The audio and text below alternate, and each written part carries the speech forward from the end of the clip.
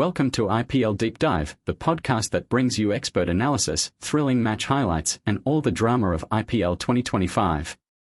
Whether you're a diehard fan or just catching the cricket fever, we've got you covered with in-depth insights and engaging discussions.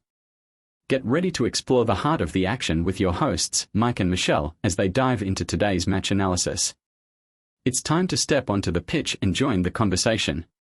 All right, diving right in today, we're going to unpack that crazy Lucknow Mumbai T20 match from the other night. Yeah, it was a real nail-biter. Went right down to the wire, didn't it? Oh, absolutely. Wow. So we've been pouring over the post-match analysis, all the expert takes, Quick Buzz Live, ESPN Cricinfo's timeout, the whole shebang. Really trying to get to the heart of what decided this one, what the commentators are saying about it all. If you missed it, this is your catch-up session. Your fast track to understanding what really mattered in this game. So 12-run win for Lucknow in the end. Yep, but it felt way closer than that, especially in those last few overs. Totally. Mumbai really piled on the pressure there at the end. Oh, yeah. The CricBuzz guys were saying, you look at those last 5 overs for Mumbai, 48 runs, 5 wickets in hand. Sounds good on paper, right? I think so, yeah. But they've got Surya Kumar Yadav, Hardik Pandya, even Tilak Varma was still in there at that point. Huge firepower. Exactly. The analysts were saying they should have been scoring way faster to have a real shot at the win. They pointed out a few missed opportunities, like loose balls they didn't really punish, or times they could have gone for a more aggressive shot but didn't. So maybe a little hesitant, maybe feeling the pressure from Lucknow's bowling? Could be, yeah. Speaking of Lucknow's bowling, gotta hand it to them.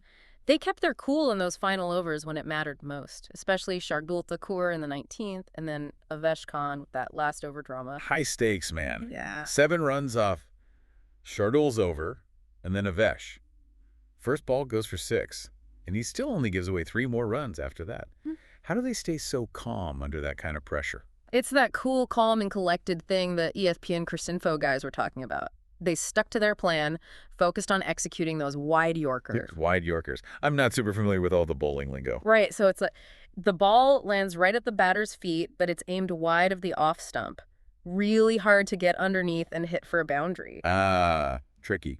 Yeah, really effective in those situations. And they didn't get tempted to try anything fancy, just stuck with what they knew. And that whole stick-to-the-process mindset seems to be coming from the coaching staff, too. I remember Z Khan saying something about that. Yeah, like, deliver the ball according to plan, make the batter be the one to take the risk. And you saw that with Avesh.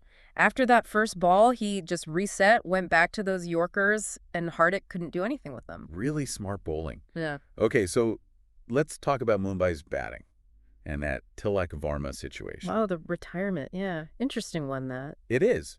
You look at the strike rates for the Mumbai top order. They were doing pretty well. Jax had a good rate. Rickleton was flying at 200. Namadir at 191. Surya Kumar at a solid 157. Yeah, pretty good.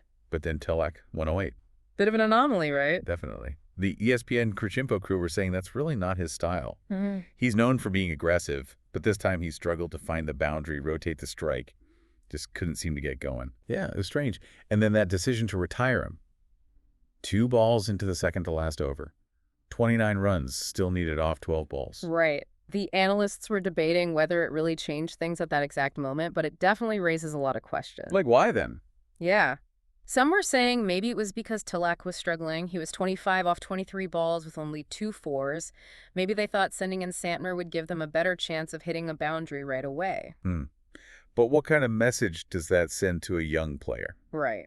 Especially a talented one like Tilak. Could be tough on his confidence going forward. And Hardik even said something in the post-match about luck not being on their side. Some of those days come when you try, but they just don't come. Almost sounds like he felt a bit helpless out there. Yeah, you could read it that way.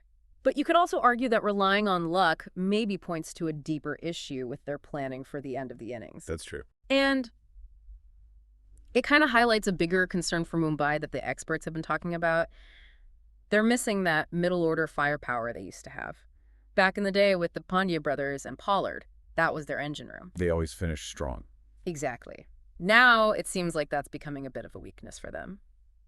All right, let's switch gears a bit and look at how Lucknow's bowlers did. They were really disciplined out there, especially those death overs from Shardul, Avesh, and let's not forget Digrati. Yeah, he had a fantastic game. Shardul deserves a ton of credit for that 19th over.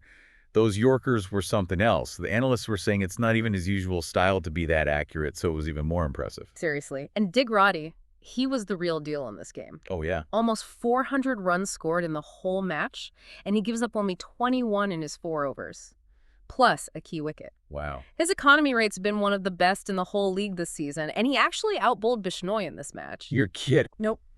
Crickbuzz was saying he was using the pitch really well, bowling into it, mixing up his deliveries. Apparently, he even looks like a leg spinner, but then throws in these carom balls. Talk about keeping the batsman guessing. Yeah, totally unpredictable. And that wicket he took, Namandir, he was well set at that point. No wonder he got player of the match. Well deserved. And you know what else?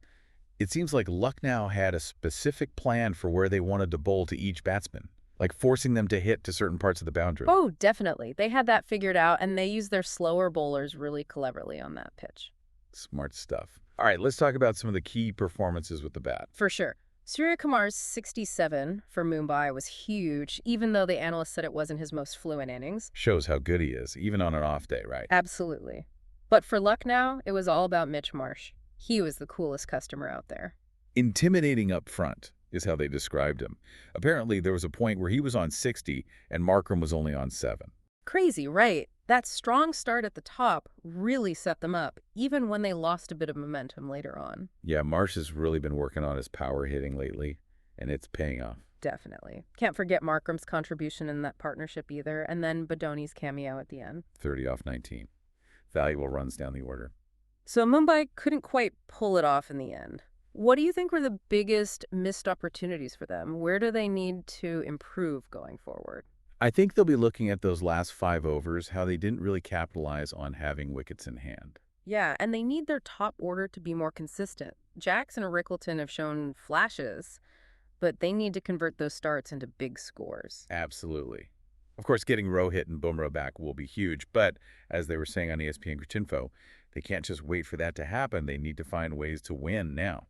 True, true. And there's that whole question about their batting order. Some people are saying Tilak might not be in the best spot. Yeah, that's a discussion they'll need to have. How to maximize their batting potential, make sure they have the right people finishing the innings. Okay, so back to Lucknow. Big win at home for them. What do you think this means for the rest of their season? Winning at home is so important in this league. They've got a few more home games coming up, so this will be a massive confidence booster for them. Yeah, they looked really clinical, executing their plans well with both bat and ball. Should give them a lot of momentum. And it's got to be a relief for Pant, too. He hasn't quite found his form with the bat, but the team's winning, so that takes some pressure off. Definitely. All right, before we wrap up, quick look ahead to the next match.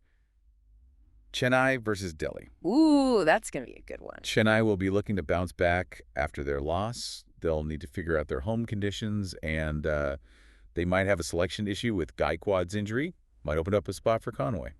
Interesting. And Delhi's in good form, so they'll be coming in confident. Should be an exciting match. So just to recap, what decided that Lucknow-Mumbai game?